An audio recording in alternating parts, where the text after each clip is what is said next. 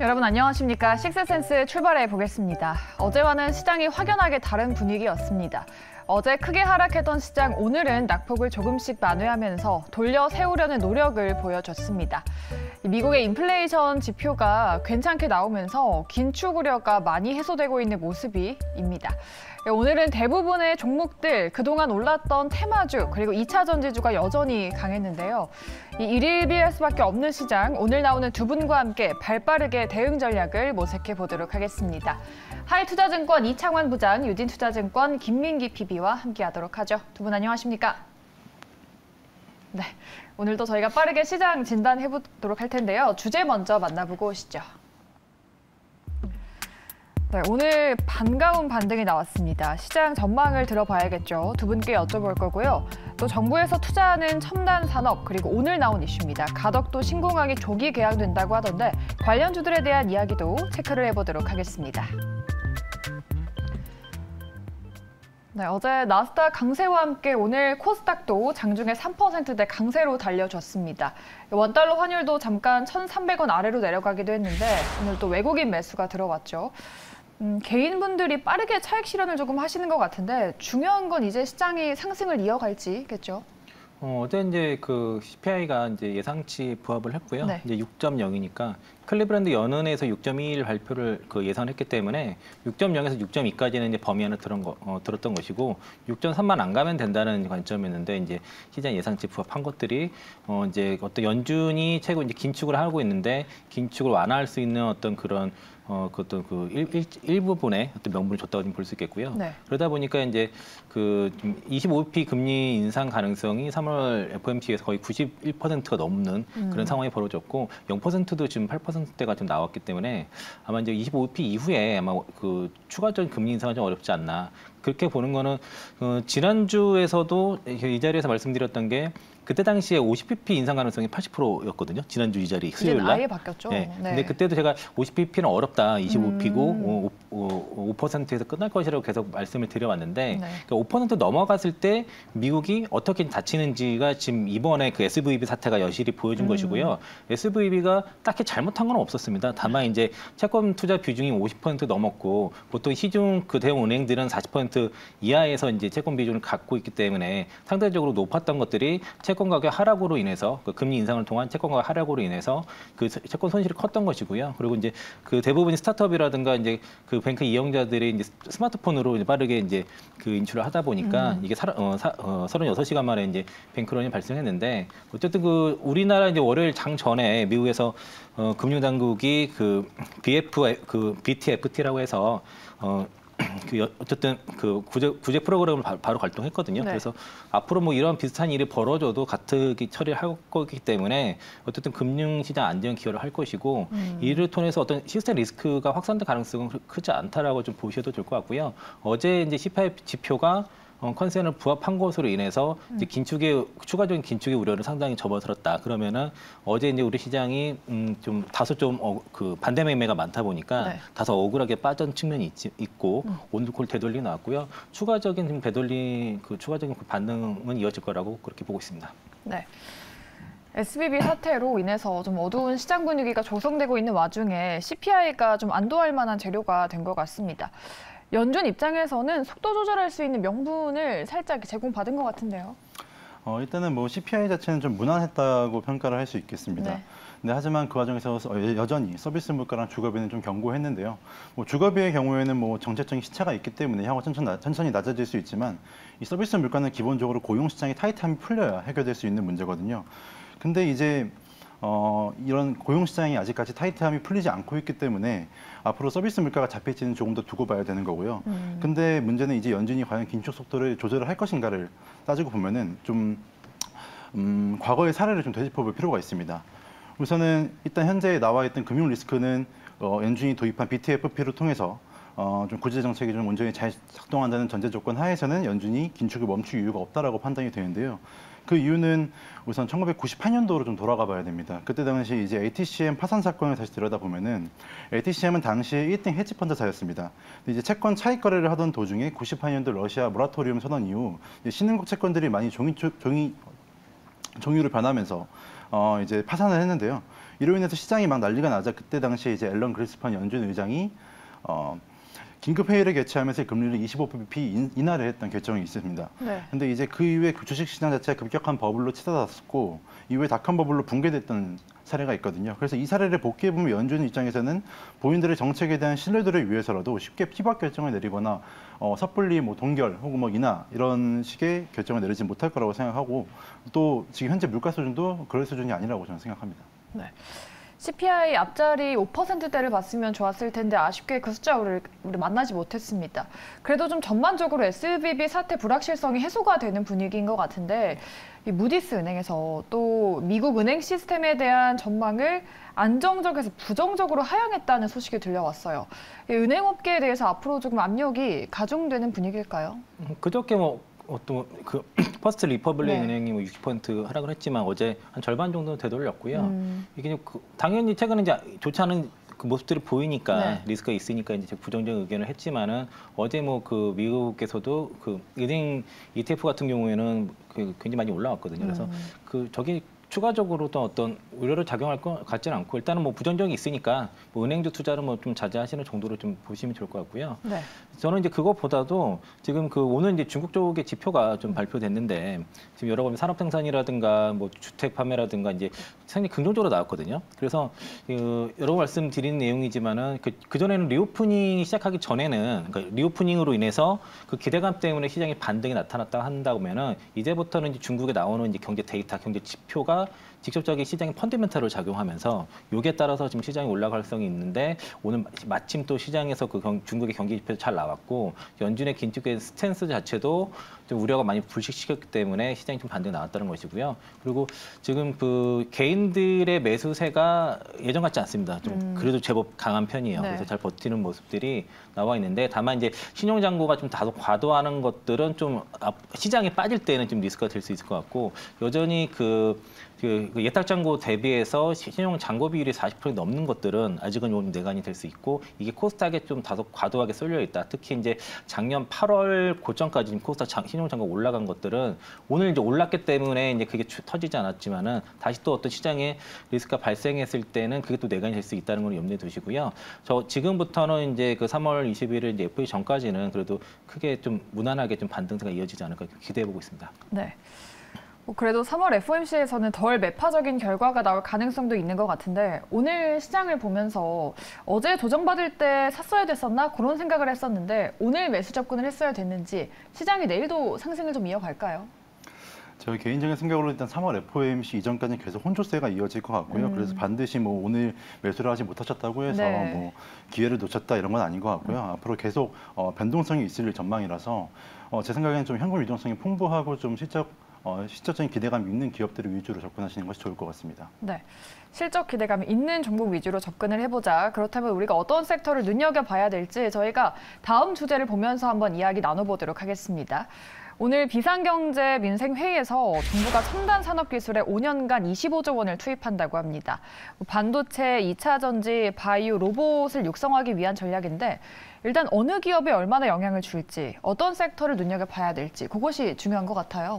그러니까 국가 첨단 산업 5조가 25조 요 투입 얘기가요. 네. 이게 이제 아까 이제 14차 비상 경제 민생회의를 이제 오늘 산업통상자원부랑 그것도 교통부에서 이제 개최를 했는데 안건이 크게 두 가지가 있었습니다. 그러니까 첫 번째가 국가 첨단 산업 육성 전략 안건을 통해서 산업부가 먼저 이제 첨단 산업 초강대국 도약을 위한 6대 이제 핵심 과제를 좀 제시를 했고요. 요게 이제 반도체, 디스플레이, 2차 전지, 바이오, 그리고 미래차, 그리고 로봇 이런 6가지의 첨단 산업별 육성 정책을 좀 발표를 했고 또 국가 첨단 산업 벨트 조성 계획이라고 해서 여기서 이제 국토부가 15개의 국가 산업단지 후보지를 선정해서 전 국토를 균형적인 첨단 산업 기지로 조성하는 전략을 밝혔다는 이 내용이거든요. 네. 그래서 아까 말씀하신 게 이 전체 큰 두 가지 안건의 일부 내용입니다. 그 중에서도 첫 번째 안건이 이제 국가 첨단 산업 육성 전략 이 부분에 들어갔는데요.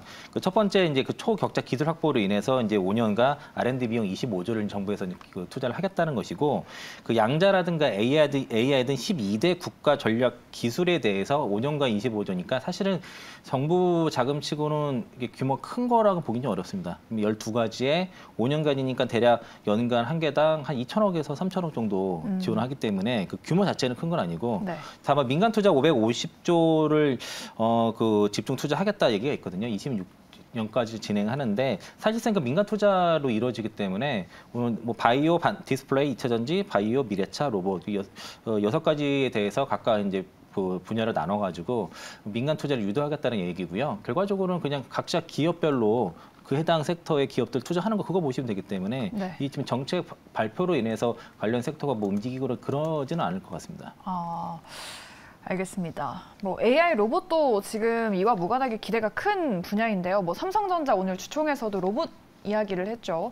뭐 다양한 사업을 추진하겠다라고 하던데 최근에 핫했던 로봇 관련주 다시 좀 살아낼 수 있을까요? 일단은 이번에 그 민생경제회의에서 로봇 산업의 경우에서 5년간에 1조 7천억의 금액을 투자하겠다고 밝혔습니다. 근데 저는 여기서 좀 눈여겨봐야 될 게 5가지 핵심 부품에 대해서 언급을 한 게 있는데요. 거기서 예를 들어 뭐 감속기, 서브모터, 그리퍼, 센서, 제어기 5가지 부품을 언급했습니다. 근데 이 중에서 저는 눈여겨봐야 될 게 바로 감속기라고 생각을 하는데요.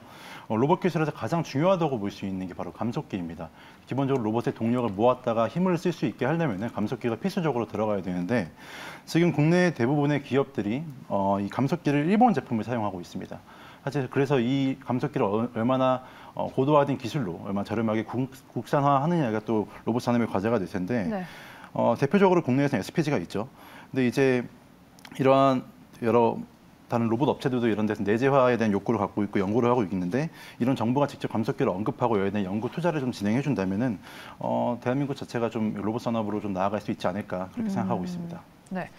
2차 전지 얘기도 빼놓을 수가 없죠. 2차 전지가 최근에도 정말 강한데 사실 에코프로 그룹주가 정말 급등을 하면서 지수를 끌어올리고 있어서 뭐 이게 맞나 생각도 드는데 에코프로가 만약에 이제 무너지게 된다면 그 이후에 2차 전지 중소형주도 함께 좀 하락하지 않을까 걱정도 되는데 이 부분 좀 어떻게 생각하세요? 뭐 에코프로가 오늘 이제 시가총액 2위에 올라갔기 때문에 이제 시가총액 1위, 2위가 에코프로 네. 그룹주거든요. 그러면 두 종목이 흔들리게 되면은 코스닥 전체 영향이 있을 겁니다. 단순히 이제 2차 전지가 빠지는 게 아니라 네. 시장 전체 코스닥 전체 영향을 주는 일이 좀 벌어질 수 있고 최근에 시장 흔들릴 때 그런 일도 벌어져서 그래서 이제 에코프로가 좀 무너져야 뭐 다른 종목들로 이제 순환매가 되지 않냐 이런 의견도 있지만은 저게 이제 그 좀 시장 대장주 역할을 하는 종목이 쉽게 부러져서는 안 돼요. 그러니까 네. 조정을 받아도 완만하게 좀 받아야지 이게 급락을 하게 되면은 지수에 직접적인 타격을 줘서 다른 종목들도 같이 투매가 나올 가능성이 있고요. 이게 신용을 건들기 때문에 그럴 수 있습니다. 그리고 어제 같은 경우가 시장 조정 받을 때 뭐 에코프로야 이제 쇼스퀴즈가 발생을 해서 올라가는 것 같지만은 지금 그 바스켓으로 매매 때리는 그런 모습들이 나타나서 쉽게 무너지면 안 된다고 보고 있고요. 에코프로 지난주에 말씀드릴 때도 아직까지는 고평가된 게 아니라고 좀 말씀을 좀 드려왔던 네. 거는 그러니까 에코프로 BM 실적이 추정치를 상당히 지금 넘어가는 지금 전망이 좀 나오고 있습니다. 최근에 이제 시장에서 얘기하는 게 에코프로 BM 올해 매출이 뭐 10조에서 12조 얘기가 나오기 시작했고요. 톤당 한 6만 원에서 7만 원 정도 계산하면은 한 11조도 얘기가 지금 유튜브 상으로 나오고 있거든요. 그래서 그걸 실적 반영하면은 뭐 지금 주가가 그렇게 아주 뭐 몇 년째 땡겨온 건 아니고 올해 실적 정도가 에코프로 BM에 반영되고 에코프로의 지분 가치 정도 반영됐다라고 보고 있고요. 에코프로 머티리얼즈 뭐 상장 가치 한 3조, 4조, 뭐 4조 얘기 나오는데 그것도 이제 기대감이 있다고 보고 있고 그리고 어제부터 에코프로가 쇼스퀴즈가 본격적으로 발생했습니다. 네. 그게 이제 쇼스퀴즈가 발생할 때 어떤 현상이 일어나면은 시가가 갭으로 뜹니다. 그래서 그 갭으로 뜨기 시작할 때 본격적으로 발생이 됐고요. 그리고 지금 시장이 하루에 자금이 지금 코스닥의 거래 대금 대부분 에코프로 비행과 에코프로로 좀 쏠려 있는 것들이 시장 자금이 그렇게 몰려 있고 그런 자금들이 지금 그 에코프로와 에코프로 BM 쪽에 쇼스퀴즈를 유발하면서 굉장히 지금 가고 있다고 볼 수 있어서 저게 이제 쉽게 지금 꺾일 분위기는 아니라고 지금 보고 있습니다. 네. 지난주에 이어서 오늘도 긍정적으로 보고 계시는데 그렇다면은 신규 매수는 조금 부담스러울까요? 네, 부담스럽죠. 당연히 부담스럽고요. 지금 좀 가지고 계신 분들 그냥 위주로 보시고 저 사실 오늘 고객분들 하면서도 오늘도 매수하신 분들 계시긴 하는데 네. 근데 저는 뭐 지금 쫓아가는 좀 부담은 된다. 그래서 그냥 가지고 계신 분들 잘 가져가셔라. 팔 때는 아니다. 정도 말씀드리겠습니다. 네, 알겠습니다. 2차 전지에 이어서 반도체도 빼놓을 수가 없습니다. 뭐 수도권에 세계 최대 규모의 시스템 반도체 클러스터를 구축한다고 하는데 다만 오늘 SK하이닉스 목표가 하향 리포트가 나왔어요. 반도체 업황의 수요 부진이 예상보다 심각하다고 하는데 이런 부분을 어떻게 해석을 해봐야 될까요? 우선 국내 반도체 업황 자체가 너무 안 좋은 건 사실이고요. 네. 사실 뭐 이번 수출 지표만 봐도 반도체 수출 자체가 너무 많이 꺾여 있고 또 삼성전자 같은 경우에는 또 메모리 반도체부터 시작해서 시스템까지 해서 지금 너무나도 안 좋은 상황을 지나고 있는데 결국엔 지금 정부 투자로 인한 좀 수혜를 좀 기대해 보는 게 좀 최선의 방법일 것 같습니다. 뭐 최근에 나온 기사 중에서 뭐 현대차가 뭐 삼성이랑 같이 해서 뭐 ADAS 반도체에 관한 협력도 맺고 했는데 네. 사실 삼성전자가 반도체 생산, 차량용 반도체에 있어서도 뭐 생산을 계속 하고 있긴 하지만 기술력이 좀 많이 떨어지는 상황이거든요. 사실 차량용 반도체는 기본적으로 GPU라는 그래픽 구현이 필요한데 이건 좀 엔비디아가 꽉 잡고 있기 때문에 삼성전자 입장에서는 여러모로 차량용 반도체든 뭐 메모리 시스템 전부 다 좀 쉽지 않은 상황이라서 좀 정부의 정책에 좀 기대서 가야 하는 상황이 아닌가 그렇게 생각하고 있습니다. 네. 알겠습니다. 이렇게 오늘 뭐 시장과 함께 여러 가지 섹터 훑어봤고요. 마지막 이슈로 넘어가 보도록 하겠습니다. 가덕도 신공항이 조기 개항된다고 합니다. 계획보다 5년 6개월 앞당겨서 개항하는데 뭐 부산 엑스포를 겨냥해서라고 하죠. 오늘 관련주들, 영화금속을 필두로 유신 같은 종목들이 시세를 냈는데 일시적인 주가 상승은 가능하겠지만 추세적인 상승이 가능할까 궁금해집니다. 일단은 말 많고 탈 많았던 가덕도 신공항이 이제 개항이 확정됐는데요. 네. 뭐 2030년 부산 엑스포를 겨냥한 결정이라고 하긴 하지만 뭐 또 마냥 정치적으로만 해석하기에는 아쉬운 부분도 존재하는 것이 이 가덕도 신공항이 처음 얘기가 나올 때 본래 목적은 일단은 경상 남북도 인구의 1천만 이상이 사용하는 제2의 국제공항이 목표였습니다. 근데 이게 이제 경북과 대구 그리고 경남과 부산 간 유치 싸움으로 번지면서 경북과 대구가 떨어져 나가고 지금 대구 신공항 얘기도 나오고 있죠. 근데 그 결과 이제 가덕도 신공항에 대한 수익성 문제와 함께 좀 많이 변질이 되었는데요. 개인적으로는 엑스포를 떠나서 김해공항의 포화 상태를 생각을 해보자면 신공항이 필요한 상황은 맞기 때문에 이 건설에 있어서 그 당위성은 좀 있다고 보고 있고요. 그래서 지금 관련주들이 오늘 좀 테마성으로 오르긴 했는데 이는 조금 일시적이라고 보여집니다. 좀 이런 상승이 지속되는 건 좀 어려울 것 같고요. 그래서 뭐 실질적인 수주가 나와야 의미가 있다고 생각을 하는데 뭐 단순히 부산에 영업소가 있고 뭐 본사가 있고 같은 테마성 종목들을 살펴보시는 게 보다는 실질적으로 공항 건설과 관련해서 수주를 받아낼 수 있는 기업이 어디인지를 생각해 보시면 좋을 것 같습니다. 네. 만약에 수주를 받는 기업들은 수주가 당겨지는 거니까 실적이 좀 좋아지는 부분일지 만약에 지속적으로 이렇게 소비가 나오는 게 아니라면은 일시적인 주가 상승으로 그치는 건지 어떻게 보십니까?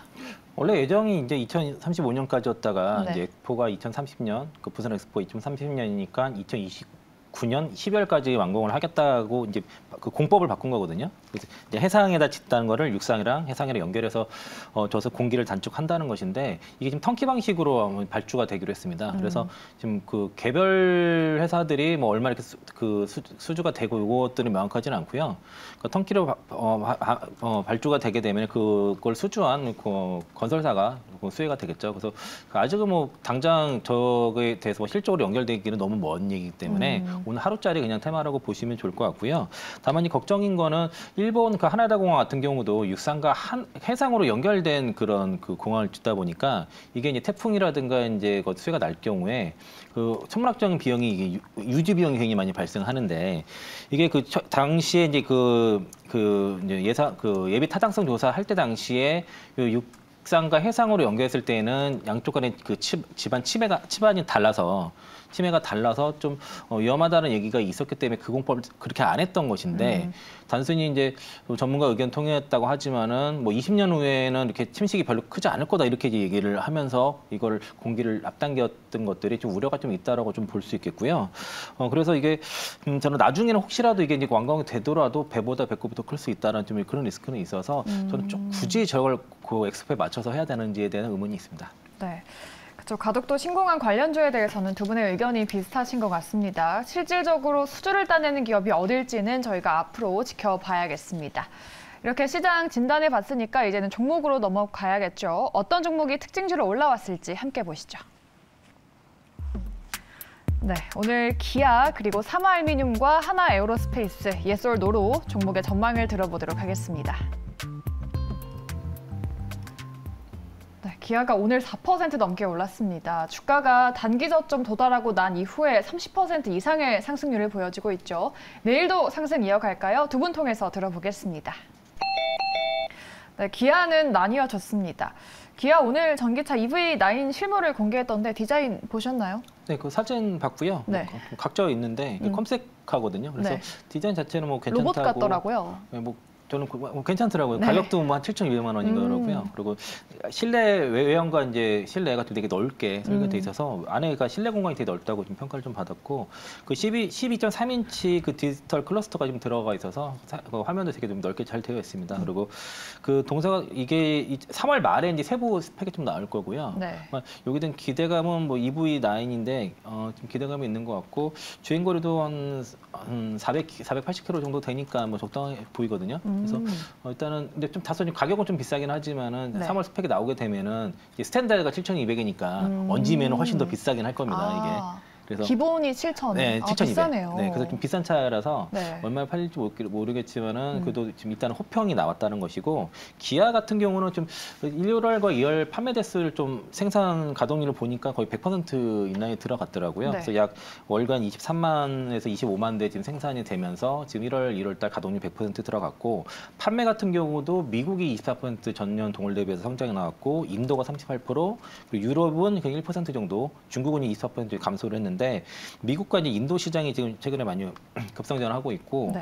또 이제 2027년까지 14종의 전기차를 출시를 예정인데요. 올해 한 2개에서 3개 정도. 그리고 레이랑 모닝이 아마 전기차로 올해 나올 거고 K5, 소렌토, 카니발 등의 이제 주력 차종들이 이제 쭉 출시될 거라서 올해 판매 목표가 320만 대 정도 지금 목표를 잡고 있습니다. 그래서 이제 실적도 지금 데이터 보면은 이번에 3월 1일부터 10일까지 수출 데이터 이제 우리나라 10대 그 수출 품목에 보면은 유일하게 완성차만 지금 그 세 자릿수 성장이 나왔고요. 나머지는 다 그 전년 동월 대비해서 다 마이너스입니다. 그래서 지금 자동차 종목, 완성차 종목도 지금 올라가고 관련된 이제 자동차 부품류도 지금 주가 올라가는 이유가 지금 수출 데이터가 확연하게 지금 차별성을 가지면서 올라가기 때문에 주가 올라가는 이유가 있다라고 말씀드리겠고요. 기아 같은 경우는 그 작년에 이제 기말 배당 그 3,500원에서 이제 배당 상향 25% 나왔는데 올해 30% 배당하고 또 이제 5년과 매년 5천억 규모의 자사주 매입까지 진행되기 때문에 지금 아직도 저는 충분히 저평가됐다고 보고 있고 충분히 뭐 정고점까지 충분히 갈 수 있다고 보고 있습니다. 그러면 기아가 8만 원을 넘어서 9만 원 선에 다시 한번 도전을 해볼 수 있을까요? 그러니까 2021년 1월, 11월 달에 이제 8만 8천 원 정도 있었는데 네. 저는 거기 충분히 갈 수 있다고 보고 있습니다. 네, 알겠습니다. 9만 원 근처까지 갈 수 있을지 기대해 보도록 하고요. 우리 PB님은 노를 주셨습니다. 노를 주신 이유가 뭘까요? 최근에 꺾이지 않고 상승해서 좀 네, 기술적인 사실 부분일까요? 기술적인 부분도 존재하긴 하는데요. 사실 노를 누르긴 했지만 네. 기아의 성장성과 지금 최근에 뭐 완성차에 대한 수요는 굉장히 긍정적으로 평가를 하고 있고요. 다만 제가 생각하는 거는 뭐 내일 공개되는 CRMA 초안 때문에 약간 좀 혼란스러울 수 있다라고 생각해서 노라고 눌렀습니다. 저는 내일 EV9 보러 가거든요, 실물을. 그래서 실물을 한번 구경해 볼 생각인데. 네, 구매를 하시는. 그렇지는 않고요. 네. 네. 워낙 또 2월에 판매 퍼포먼스가 좋았습니다, 기아가. 그리고 뭐 지금 EV9 공개와 함께 내년에는 또 소형 전기차 EV3도 생산이 들어가고 네. 기아의 전기차 라인업이 굉장히 공고해지고 있다라고 저는 생각을 하거든요. 그래서 그렇기 때문에 뭐 기대를 안 할 수가 없는 상황은 맞습니다. 다만 이제 내일 공개되는 CRMA 초안이 마음에 걸리는데 지난해 현대 기아차가 총 다 합해서 37만 5천 대 가량의 전기차를 판매했거든요. 근데 이 중에서 14만 대 넘게 유럽에 판매를 했습니다. 근데 이제 기아차의 경우에는 슬로바키아의 공장이 있긴 한데 네. 여기는 현재 지금 주력 전기차를 생산하고 있지는 않고요. 주력 전기차 모델은 한국 공장에서 생산 중이고 2025년이 되어야 이제 슬로바키아 공장에서 EV6 같은 주력 모델을 생산을 할 수가 있기 때문에 내일 공개되는 CRMA 초안에서 지난번처럼 미국처럼 뭐 보조금 관련해서 타격을 입는다면은 뭐 단기적으로는 약간 혼란스럽고 뭐 상황이 좀 악화될 수 있다라고 생각하기 때문에 노라고 눌렀습니다. 네.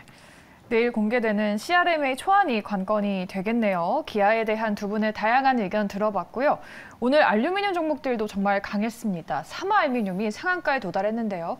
이 종목 지금 눈여겨봐도 될지 두 분께 여쭤보도록 하겠습니다. 네, 사마 알루미늄도 나뉘어졌는데 이번에는 반대입니다. 2차 전지가 너무 강하니까 2차 전지 밸류체인 업체는 계속 봐야 되지 않을까 싶어요. 일단 지금 사마 알루미늄도 사실 상한가를 간 게 뭐 네. 2차 전지 밸류체인 쪽 순환매에 영향이 좀 있는 것 같습니다.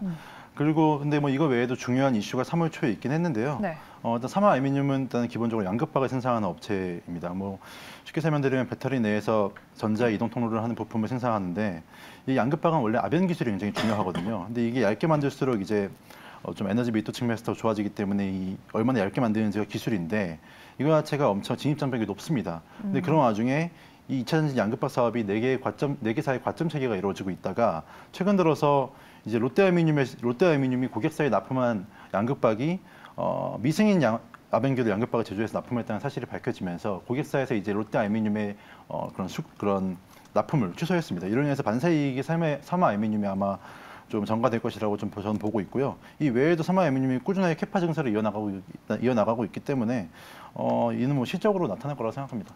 네, 알겠습니다. 이 종목에 대해서 노후를 주셨는데 다른 알미늄주, 뭐 조일 알미늄이나 남선 알미늄은 고점은 아닌 것 같은데 대안으로 이런 다른 알미늄주를 봐도 될지 아니면 전체적으로 조금 노 의견이실까요? 오늘 이제 워낙 좀 급등 나왔으니까 내일 아마 이제 상한가를 갔기 때문에 네. 갭상승 나올 가능성이 그쵸. 있죠. 그러면 이제 여기서는 차익 매물이 나올 것이고요. 그 삼화 알루미늄 회사 자체에서 부정적으로 말씀드린 게 아니라 이제 그 밸류 쪽에서 말씀드린 거고, 네.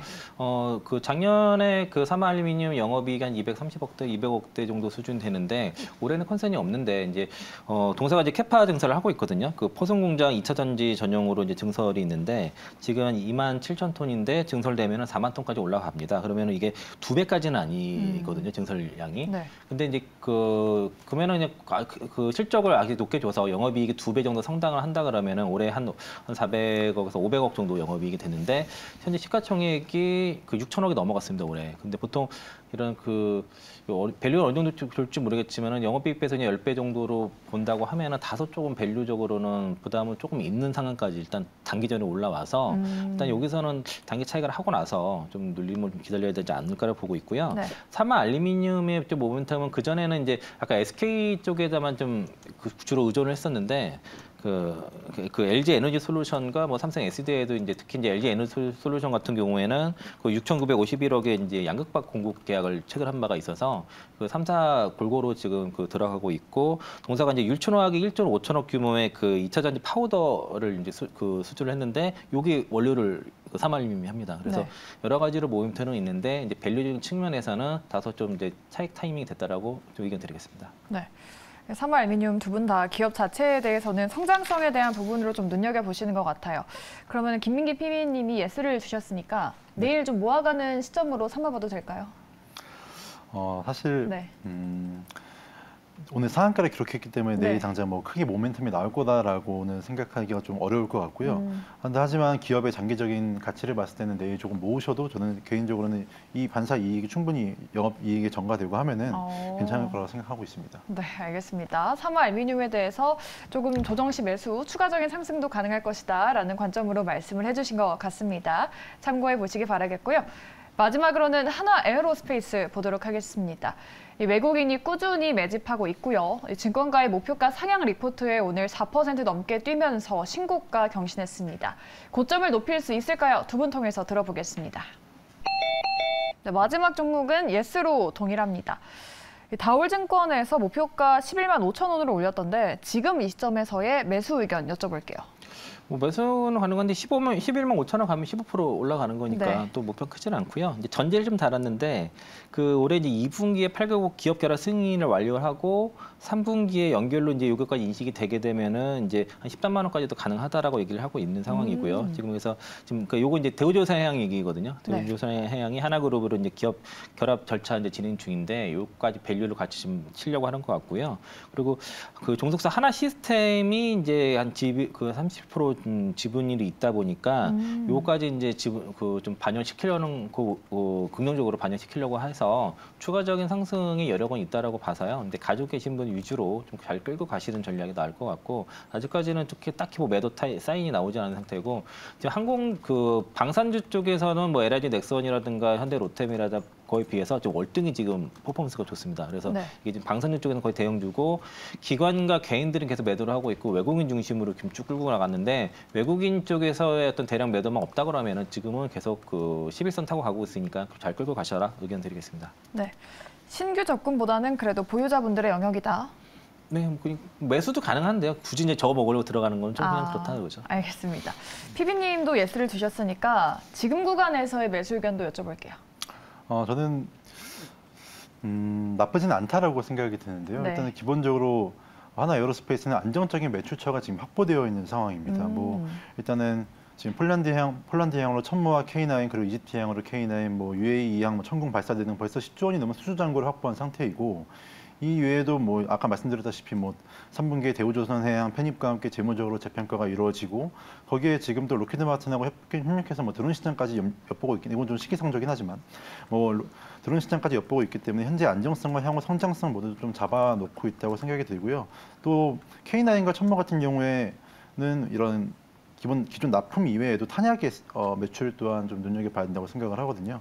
K9 수출이 증가하면 이에 따라 탄약의 수요 또한 증가하기 때문에 탄약 수출 또한 증가할 것이고 천모의 경우에는 특히 이 무기 체계에서 로켓이 차지하는 가격 비중이 절반 이상이거든요. 그렇기 때문에 이렇게 로켓 수요가 있을 때 꾸준한 매출처가 될 것이라고 보고 있기 때문에 저는 괜찮다고 생각하고 있습니다. 네. 우리 시청자분들도 하나 에어로스페이스 지금도 밸류는 가치에 모자란 건가 대단하다라고 또 말씀을 하시네요. 하나 에어로스페이스 앞으로의 주가 흐름을 눈여겨보도록 하겠습니다. 이렇게 오늘 시장 긴급 점검 도와드렸고요. 두 분은 여기서 인사드리도록 하죠. 지금까지 이채관 부장 그리고 김민기 PB와 함께했습니다. 두 분 오늘 말씀 고맙습니다.